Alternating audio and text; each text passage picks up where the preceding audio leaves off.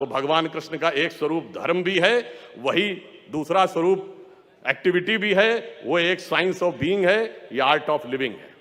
और मैं ज्यादा समय न लेते हुए कहना चाहूंगा, जब महर्षि जी का विषय आता है साइंस ऑफ बीइंग, मैंने बचपन में पढ़ा था कि दिसंबर 1983 में महर्षि जी ने वॉशिंगटन डीसी में 19,600 भावातीत ध्यान के साधकों का एक शिविर किया था। और यह संख्या इस आधार पे थी कि उस समय विश्व की जनसंख्या के स्क्वायर रूट का 0.1% था। और उनका यह कहना था कि यदि साधक ध्यान लगा के बैठते हैं तो वातावरण सकारात्मक रहता है। और उस एक महीने और उसके बाद के एक महीने में वॉशिंगटन डीसी से लेकर न्यूयॉर्क स्टॉक एक्सचेंज तक की स्टेबिलिटी सबसे अच्छी रही। और अमेरिका में जब से उनकी डॉक्यूमेंटेड अवेलेबल थी हिस्ट्री, उसमें सबसे कम क्राइम उस 2 महीने में दर्ज हुआ। अब यह भी संयोग था या विज्ञान था।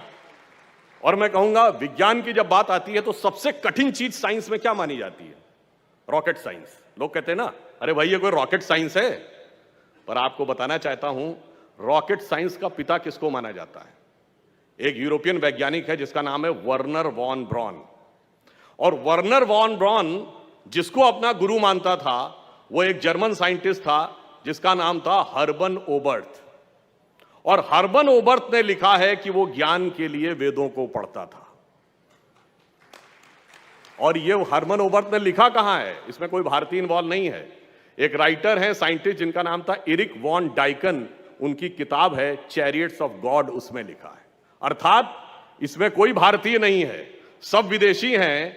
और एरिक वॉन डाइकन ये बता रहा है कि रॉकेट साइंस के पिता का गुरु कहता है कि ज्ञान वेदों से मिलता है। इसीलिए आदि शंकराचार्य जी ने ऐसे ही नहीं कहा था वेदो निखलो धर्मो मूला।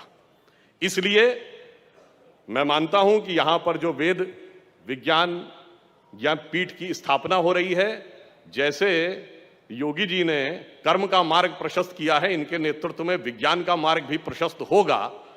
और यह पंक्ति कहकर समाप्त करता हूं, इस विज्ञान का आधार क्या बनेगा? जो अर्थ भी दिखाएगा, परमार्थ भी दिखाएगा। आदरणीय अटल जी की बड़ी प्रसिद्ध कविता थी, आप सब ने, बहुतों ने शायद सुना हो, हिंदू तन मन हिंदू जीवन, रग रग हिंदू मेरा परिचय।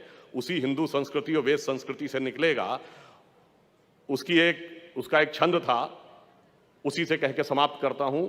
मैं अखिल विश्व का गुरु महान, देता विद्या का अमर दान। मैंने दिखलाया मुक्ति मार्ग, मैंने सिखलाया ब्रह्म ज्ञान। मेरे वेदों का ज्ञान अमर, मेरे वेदों की ज्योति प्रखर। मानव के मन का अंधकार क्या कभी सामने सका ठहर? मेरे स्वर्णभ में गहर गहर, सागर के जल में छहर छहर। इस कोने से उस कोने तक कर सकते जगती सौरभमय। हिंदू तन मन हिंदू जीवन, रग रग हिंदू मेरा परिचय। धन्यवाद।